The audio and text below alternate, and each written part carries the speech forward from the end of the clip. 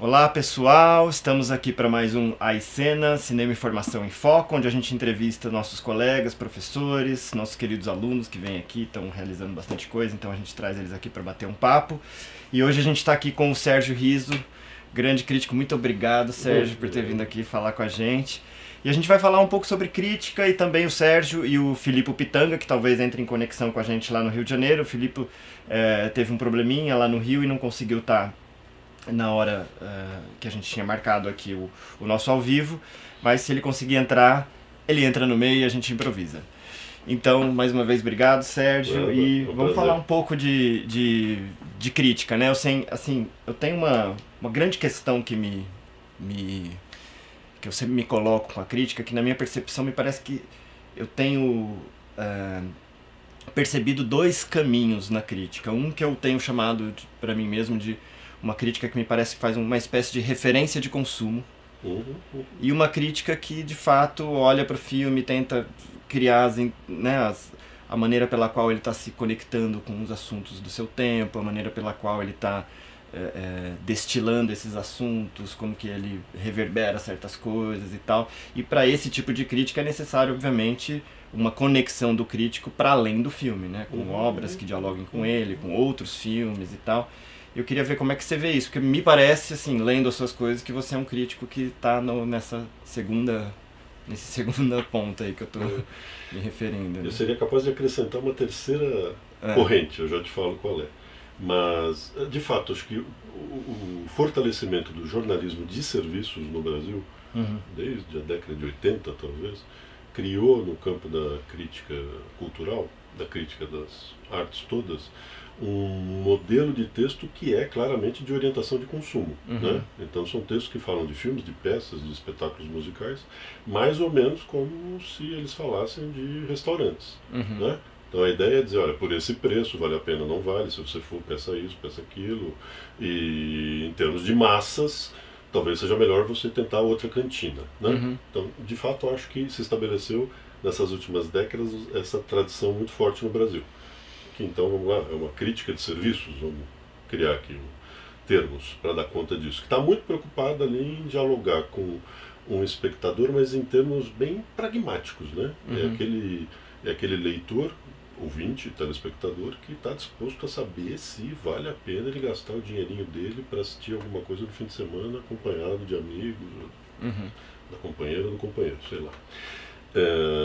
Isso é bem diferente da grande tradição de crítica de cinema que se fortalece principalmente na década de 50 e que exige, porque caso contrário ela não tem condições de existir, exige conhecimentos de história, de linguagem, de cinema, e olha para todo o filme tentando entender que lugar ele ocupa na produção cinematográfica, do seu tempo e, se possível também, comparado, inserido em correntes, em tendências, em procedimentos que vêm de outros lugares e de outras épocas. Tem uma terceira tendência que eu enxergo, e ela é muito forte a partir da popularização da internet, né, do YouTube, dos blogs inicialmente, hoje dos muitos sites que cobrem cinema.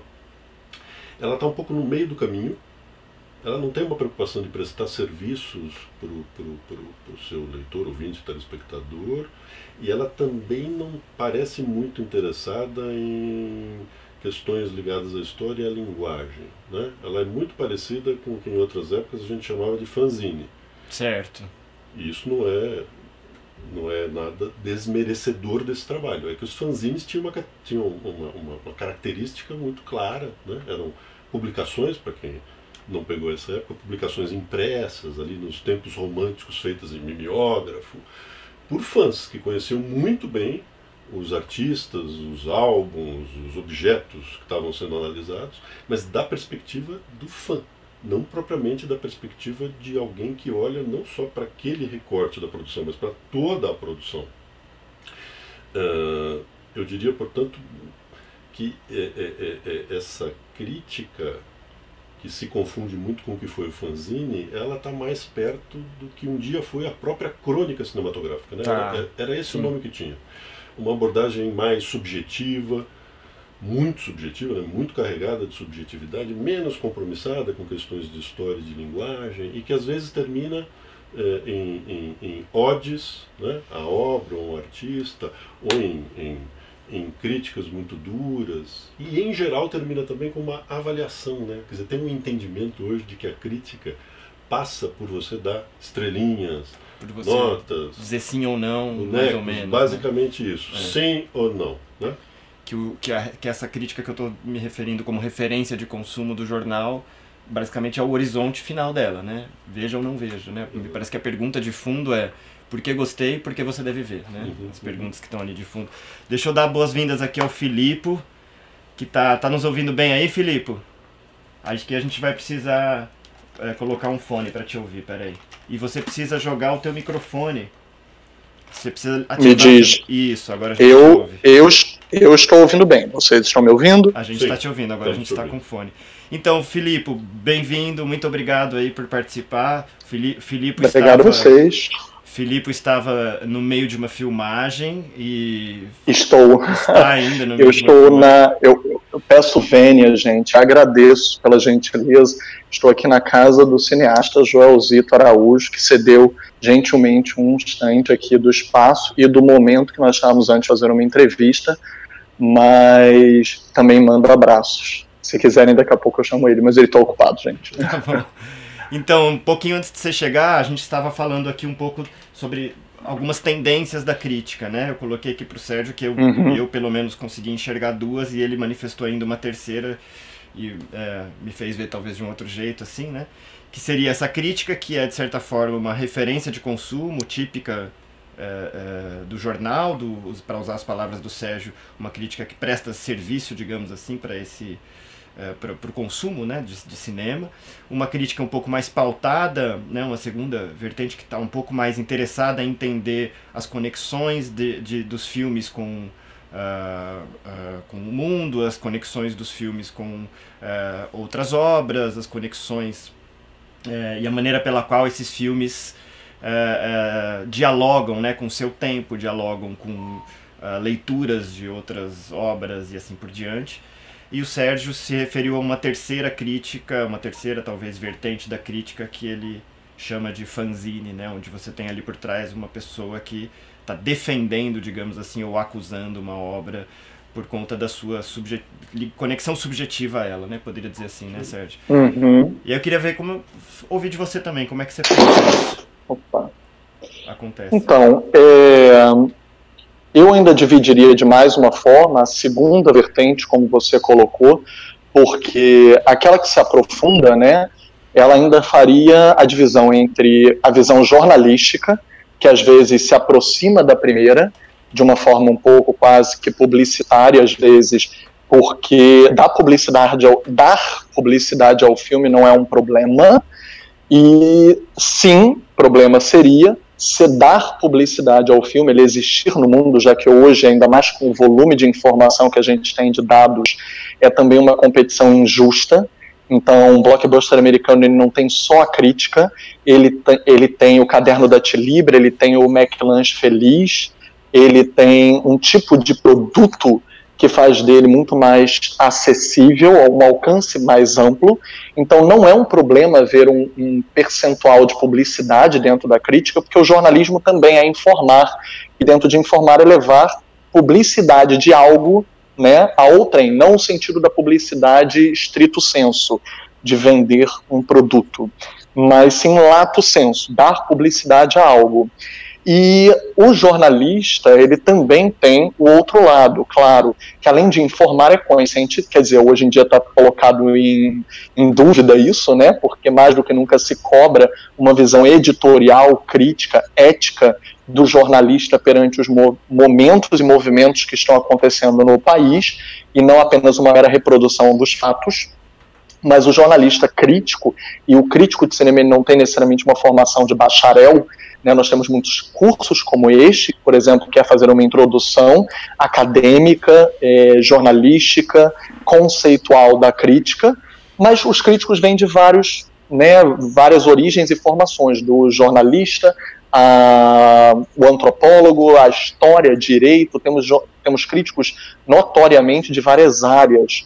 E dentro do pensar reflexivo, que aí sim está na segunda categoria que você colocou, de aprofundar o filme para além de dar publicidade a ele, nós temos também a visão acadêmica, que é uma visão que até hoje nós, infelizmente, temos um pouco de conflito entre a crítica jornalística e a crítica acadêmica, porque a academia, apesar de muitas vezes um lado abarcar o outro, até foi tema de uma mesa, por exemplo, da Socine há 2 anos atrás, Socine, né, como um congresso, né, de cinema mais importante do Brasil, teve Ismael Xavier, um dos nossos maiores pensadores de cinema, crítico, teórico, escritor, falando sobre a diferença entre a crítica jornalística e a teórica acadêmica, que fala de publicações, que fala de livros, que fala de o exercício do tempo no raciocínio do filme. Enquanto a jornalística precisa de um imediatismo, né, muito rápido, muito instantâneo, a acadêmica ela precisa do tempo. E eu acho que isso seria uma vertente a mais para a gente falar, porque a visão de nós sairmos de uma cabine de imprensa, que é uma sessão especial para jornalistas e críticos em geral, a diferença dela, do instantâneo, do vá ver o filme, não vá ver o filme, para será que esse filme vai ficar para a história? Que história está sendo contada? Ou será que ele está sendo invisibilizado na história? Ele será resgatado anos depois? Ou o que se achava hoje vai se mudar de pensamento daqui a 10, 20 anos? E eu acho que são diálogos que existem e que eles não se auto-excluem. E é importante também acrescentar a crítica acadêmica a isso. Então poderia dizer, de certa forma, né, tentando resumir um pouco o que você está colocando, que talvez um bom jeito da gente olhar para a crítica seja também olhar para o seu propósito, né, de alguma maneira, né? Qual o propósito, que fim ela tem, né? Porque me parece que essa crítica, tanto a acadêmica quanto essa crítica comprometida em fazer essas conexões, né, que a gente colocou, ela de certa forma acaba estendendo a experiência, né, de quem vê um filme, ampliando a experiência de quem vê o filme. Pelo menos aí eu vou falar muito da minha percepção, tá? E não do que... não de um ponto de vista teórico disso, não estou teorizando aqui, estou falando acho que da minha percepção, mas me parece que ela tem uma tendência a estender a nossa experiência para além do filme, né? No momento que ela cria essas conexões, inclusive eu já tive muito a experiência de ir lá rever um filme depois de ler uma boa crítica, para tentar enxergar coisas ali que eu não tinha tido condições de enxergar, né? Um especialista foi capaz de me pegar pela mão e me mostrar caminhos, né, de leitura daquele filme que eu fui incapaz de fazer. E aí para mim eu sinto como muito útil, né, esse caminho assim, né. Enfim, eu sinto que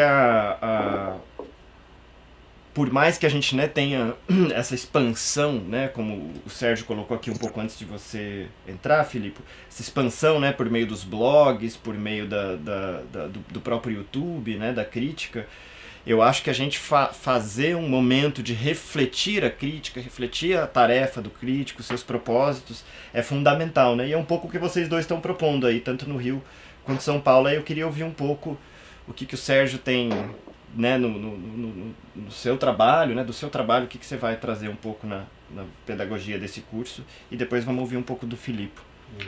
Eu penso que pode ser um curso muito interessante para quem produz ou quer produzir crítica, mas também um curso interessante no aspecto que você acabou de resumir, né? Um espectador que queira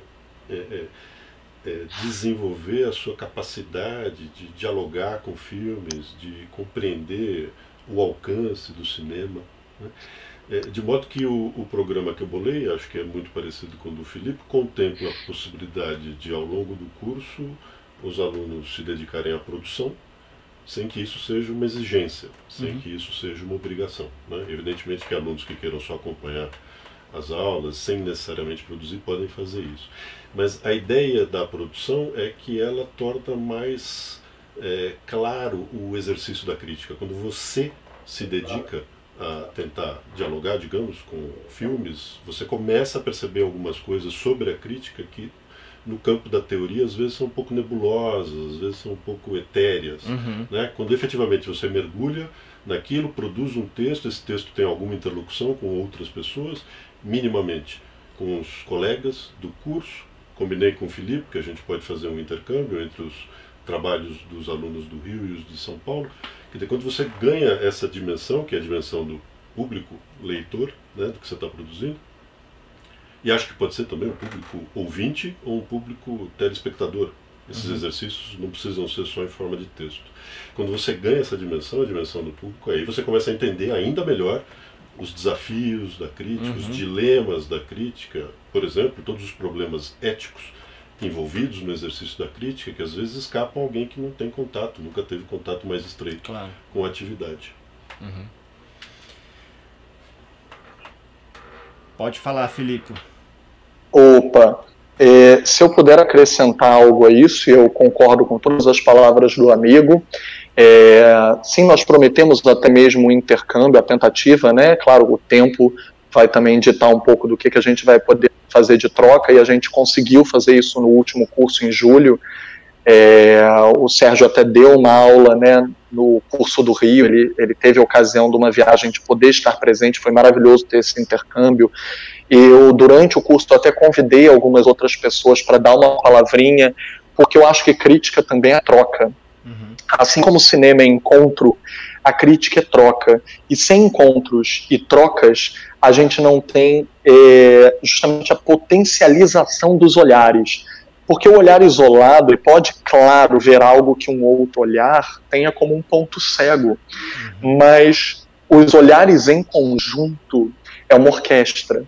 Né? Nós temos como dançar ao tom da música. E eu acho que sem a crítica, o filme, o cinema, ele seria uma dança que lhe proibiria de mexer os braços, as pernas, o corpo. Você seria obrigado a ouvir música sem poder interagir. E ter a crítica é saber uma história do movimento. O movimento aqui eu uso tanto a metáfora que eu usei agora em relação à música, né? Um histórico da dança, um histórico da época e do período histórico, né, de inserção, seja um filme clássico, seja um filme atual, contemporâneo, com o olhar do passado, um filme de época, um filme no futuro, como ele se colocará no futuro quando olharmos de volta para ele. Há filmes que funcionam de maneiras diferentes, até mesmo com nossas idades diferentes, né? Um filme que a gente às vezes vê com uma tenra idade, depois vê daqui a algum tempo, ou quando mais velhos, a gente vê com olhares completamente diferentes. Um filme às vezes envelhece bem, envelhece mal. Isso é um movimento rítmico da dança eterna que nunca para de dançar, e os passos que a gente dá em conjunto com todo outro extracampo de movimentos, onde aquele filme se insere. Então, eu acredito que, para além de tudo isso que a gente falou, o curso de crítica, ele também é útil mesmo para aqueles que não queiram se profissionalizar na crítica, mesmo para aqueles que não precisem necessariamente publicar um texto, mas eu acho que ele expande o olhar até mesmo para o cinéfilo ou para o curioso. A gente geralmente recebe nas nossas turmas várias gerações e idades, né? Tanto gente que está na faculdade de jornalismo, está numa faculdade que queira fazer crítica de cinema, ou que acabou de se formar, mas não sabe como botar em prática, né? Se colocar no meio, e o networking também é importante. Estar em diálogo com o crítico que já esteja no mercado, seja publicado, esteja nas cabines de imprensa, receba convites de assessorias e distribuidoras, até para saber um know-how da prática do meio. Mas também é interessante para o cinéfilo saber chegar em casa, e eu vejo isso em algumas pessoas, por exemplo, já aposentadas que procuram o curso, para poder ter um extracampo do filme. Ele não quer que aquela experiência morra ali, esteja isolada. Ele quer se inserir. Hoje em dia, não é só o crítico, o cinéfilo tem grupos de Facebook, o cinéfilo tem grupos de Zap, né? O WhatsApp também coloca em contato com outras pessoas, e que estão sempre querendo expandir o filme, ver outros filmes, ver outros diretores em contato com aquilo, outras filmografias, outros países, outras histórias. E eu acho que isso também é desinvisibilizar nossos pontos cegos, que sozinhos nós nunca vamos alcançar. Então acho que o coletivo e o conjunto proporcionam isso, e o curso é uma dessas formas. Legal. Eu tenho uma crítica de teatro, não de cinema, mas que eu, por circunstâncias da vida, acompanhei muito, que é a Iná Camargo Costa, não sei se você conhece. A Iná, ela dizia em alguma das aulas que eu vi dela, ou palestras dela, assim, que a arte, ela tem a capacidade de registrar, tal como um sismógrafo, né, os movimentos do mundo, assim, né? E muitas vezes com grande precisão ela tem essa capacidade de registrar as viradas, as chacoalhadas que a gente está vendo no mundo. E me parece também, não estou falando aqui do ponto de vista de um teórico, estou falando do ponto de vista de um amante do cinema, tá?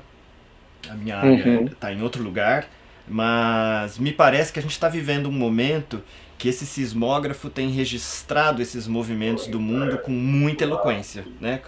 A linha do sismógrafo está desenhada com um traço forte, assim, né? Falo de Bacurau, que você está vestindo, o próprio Coringa, aqui o Parasita, e mesmo as séries, eu sinto, as séries na televisão estão pegando questões que estavam ali latentes, né, num mundo... Eu vejo que a gente tinha um cinema investindo bastante numa ideia liberal de mundo, onde o Estado de Direito já não é mais tão relevante assim, os próprios filmes de herói, né, acho que tem um pouco vão um pouco por esse caminho, e agora a gente está olhando, opa, peraí, calma, né, talvez fomos longe demais, temos que olhar isso de novo. Como é que vocês estão vendo isso hoje, assim, né, o cinema de hoje, de 2019, olhando para um mundo que também, com muita eloquência, tem virado do avesso, assim, né? Eu não acho que esse recorte ao qual você se referiu, que ele valha, claro que não vale, para 100% da produção. Sim, sim. Mas me parece que sim, há um nicho da produção cinematográfica especialmente antenado com as grandes aflições, digamos assim, do nosso tempo, né? Os grandes dilemas, os grandes debates.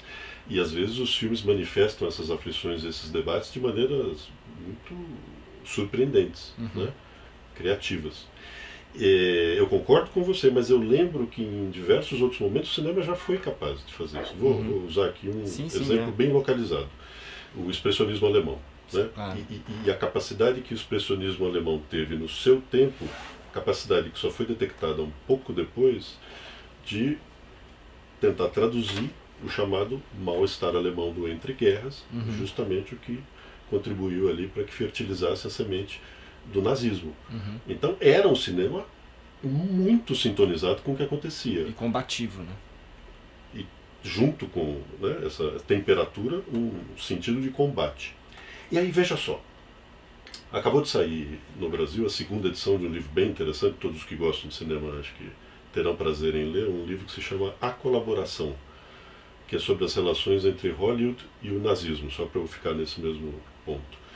E aí, acompanhando o extensivo trabalho de pesquisa do autor desse livro, a gente fica sabendo como é que os estúdios americanos, os grandes estúdios, negociaram com os nazistas, porque a Alemanha era um mercado interessante para o cinema americano. E não se queria perder esse mercado. E os alemães, a partir da ascensão de Hitler ao poder, impuseram algumas regras para que os filmes americanos continuassem a circular nos Estados Unidos. E os estúdios americanos aceitaram respeitar muitas dessas regras.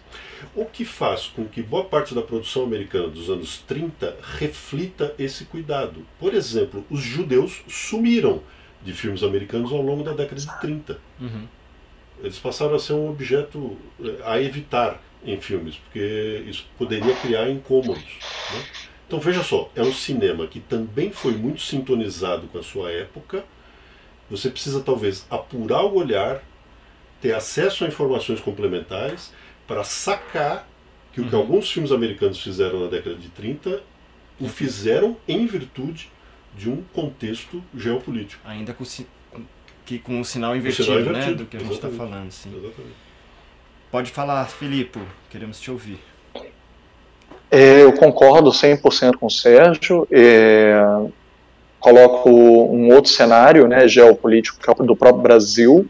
Concordo com ele, o crítico de cinema ele não está antenado, não é à toa que a sétima arte é dita, né, como uma sétima arte, reunindo todas as artes que ela engloba, né. O cinema é artes plásticas, o cinema é música, o cinema é literatura, o cinema é texto, o cinema é imagem, é foto. Da mesma forma, a crítica de cinema ela também não é um universo unidimensional. Como o Sérgio colocou, a crítica é dialogar com a história, com H maiúsculo, é dialogar com a sociedade, com ciências sociais, por isso também temos tantos antropólogos na crítica, é dialogar com ética, com um senso crítico mesmo, em termos até mesmo da teoria crítica histórica, né? Eu acho que Martin citou no início, eu estava entrando ainda, botando o microfone, mas eu acho que eu ouvi ele citar o Walter Benjamin. Então existe uma escola crítica... Acabei não citando, mas o raciocínio dele estava por aqui. Eu senti isso. Então, existe uma escola crítica desde um pensamento filosófico e que eu acho que todos nós, críticos, temos que estar atinados a essa conexão. Então, se nós estamos falando hoje de Bacurau, nós estamos falando, claro, né, tá até na minha camisa aqui, mas nós estamos falando sobre o momento político do país, sobre o desmantelamento de políticas públicas relativas à cultura e à educação. Então, Bacurau fala sobre isso, fala sobre um certo colonialismo que nós sempre tivemos, voltamos a ter em sobre território estrangeiro, invadir a nossa soberania nacional, inclusive com cultura. Cultura também é uma forma de invasão da nossa identidade nacional. Isso não é uma discussão de agora só, é uma discussão de sempre. No cinema novo nós tivemos essa discussão, no cinema marginal nós tivemos essa discussão sobre outros métodos de produção de cinema, de audiovisual que não fossem colonizados, que não pertencessem a estúdios e prisões, correntes criativas, e corrente eu aqui digo no sentido de grilhões, né, e não corrente no sentido de movimento. Então, o que é a liberdade criativa do fazer, da realização? E eu acho que o crítico ele está atinado a tudo isso. O crítico acompanha festivais, quais são as tendências pregressas e futuras, o que isso tem de senso crítico. Então, por que Parasita, Bacurau, eu acrescento a isso Vida Invisível, do Karim, que eu também falo que tem um alto poder decolonialista, ele é muito similar em relação a isso ao Bacurau, num sentido muito sutil de decolonialismo, né? Ele teve como consultora de projeto a Suzane Jardim, a própria Bárbara Santos, que interpreta o papel da Filomena no filme, ela também é escritora. O livro que ela lançou na Flup recente foi um dos materiais usados na consultoria do filme, porque começa com uma família portuguesa, o filme, sem citar spoiler aqui, é o nosso representante para o Oscar 2020, ele começa como... uma família portuguesa, as irmãs vão ser separadas, essa é a sinopse, todos sabem, e ele vai falar sobre a família por eleição, quem nós escolhemos por ser nossa família. E ele vai falar sobre qual é a identidade plural que vai ser ocupada no território brasileiro. Isso é cinema, mas isso também é história, isso é antropologia, e eu acho que o crítico ele vai analisar, pesquisar a história de um filme, para conectar esses pontinhos e a dança ser coletiva. E o espectador poder expandir o que isso significa para ele no momento, quando ele abre o jornal, quando ele sai daquela sessão conectado com o mundo. E nesse sentido eu acho que o exemplo que o Sérgio deu é crucial, é no ponto. Nós lutamos contra o fascismo, e fascismo no sentido de imposição ideológica, a história da humanidade inteira. Eu acho que as artes são uma grande frente, um grande fronte de libertação, né? De provocação e libertação, da paz como sentido de imposição hegemônica de um pensamento uniforme, homogêneo. Nós temos que ser cada vez mais plurais para não repetirmos, né, os erros históricos unidimensionais. Muito legal. Eu tenho visto, inclusive, uma coisa que eu, pelo menos, acho muito positiva, né, inclusive aqui dentro da escola, na produção, portanto, que está dentro de uma esfera, né, de estudantes, né? Eles, inclusive, repensando as formas de relação de trabalho, né? Recusando formas de relação de trabalho puramente hierarquizadas, as estruturas de set de filmagem que são típicas, né? E que estão na sala de aula, inclusive, a gente vê uma molecada falando, não, mas a gente vai fazer diferente. A gente vai, todo mundo vai fazer meio junto, e o roteiro, o ator escreve junto com o roteirista, eles fazem um improviso, disso vira uma cena. Então, assim, esse olhar para o mundo, né, ele não está só na temática, ele não está só nos temas que eu vou escolher fazer, como eu vou escolher fazer, mas pegando até o gancho da referência que você trouxe do cinema novo e do cinema marginal, que ali eu acho que as coisas se movimentam um pouco nessa direção também, as próprias relações de trabalho típicas do cinema são repensadas, né, para se conectarem, para que as pessoas se conectem de uma outra maneira, né? Um trabalho um pouco mais coletivizado e tal, o que eu acho fantástico, assim, né? De ver. Bom, queria, pra gente encerrar, ouvir um pouco de vocês, assim, A gente falou já disso, mas em poucas palavras, assim, um convite de cada um de vocês para esses alunos que estão e vão nos assistir. Por quê? Né, vir aqui fazer o curso.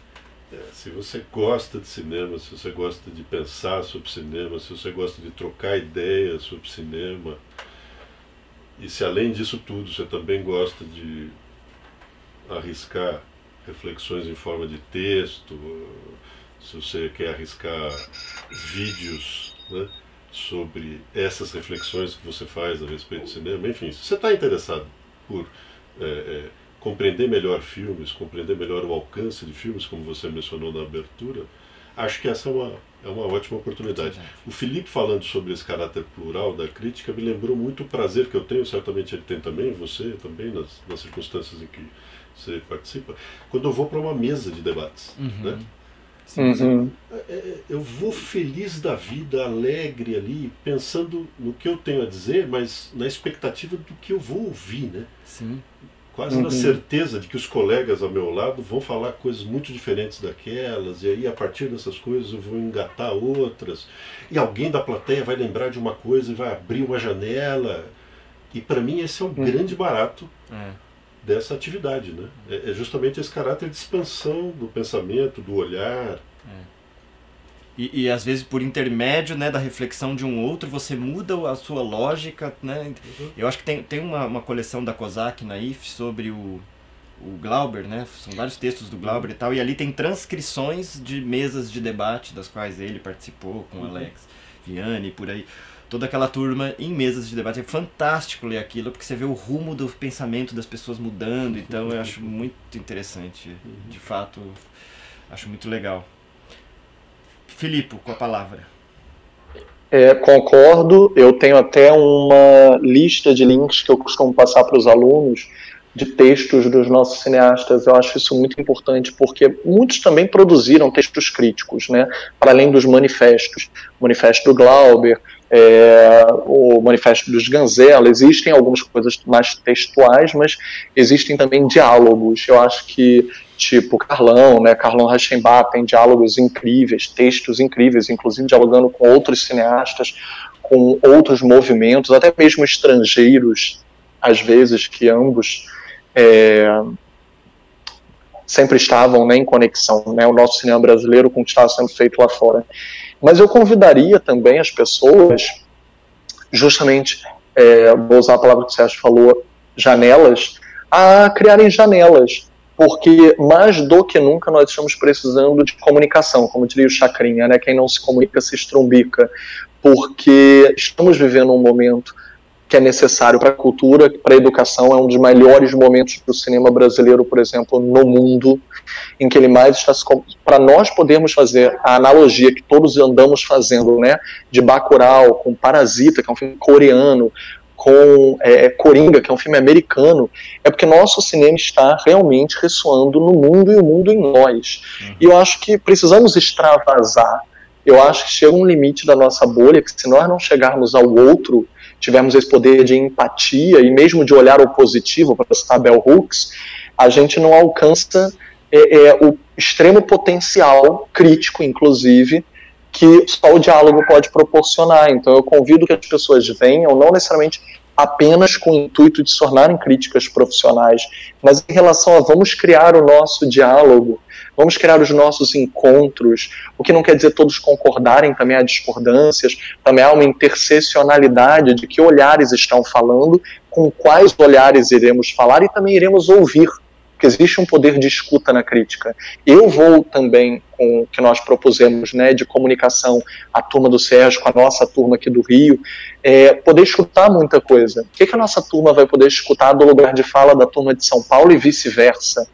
Eu acho que temos muitos diálogos a trocar que vão ser interessantes. E a turma também vai proporcionar qual vai ser a personalidade desse semestre. Acho que cada turma nos traz algo novo. Eu acho que como professores também aprendemos muito com esse diálogo.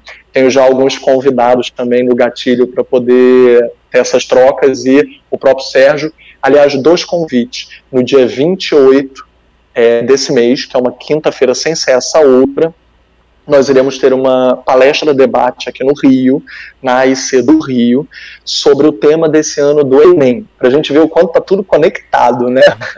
Estava na prova do Enem, a gente pode falar, a democratização do acesso ao cinema brasileiro, e estou planejando com o Sérgio a possibilidade, se ele tivesse essa disponibilidade, da comunicação com ele por Skype. Então talvez tenhamos a presença dele aqui no Rio por Skype, tomara que dê tudo certo. Mas venham, dialoguemos, vai ser gratuito, é só se inscrever no site da IC. E o segundo convite, claro, já que eu estou aqui na casa do Joelzito, é convidar todos para assistir, ainda em circuito, Meu Amigo Fela, que é o longa-metragem hoje em dia em cartaz, sobre uma grande personalidade nigeriana, que é da música, é da política, ele foi um ativista também, vale muito a pena. Inclusive eu dou a dica de ver esse final de semana no IMS, sem querer fazer jabá do IMS especificamente, de todos os cinemas, que vai passar não só o Meu Amigo Fela, como o Atlantique, que ganhou o grande prêmio do júri em Cannes esse ano, da Mati Diop. Então é uma boa dica de uma dobradinha que pode ser feita. Muito obrigado. Bom, quero agradecer então a presença de vocês. Muito obrigado, Sérgio. É sempre muito legal para as pessoas que estão aí acompanhando a gente, que vão acompanhar eventualmente, né, porque o vídeo fica gravado. E agradecer você, Felipe, por tirar aí o tempo também do meio do caos que deve estar aí, a sede de filmagem, a gente sabe como é que é. E muito obrigado para vocês todos que estão assistindo a gente também. E até a próxima, pessoal. Muito obrigado.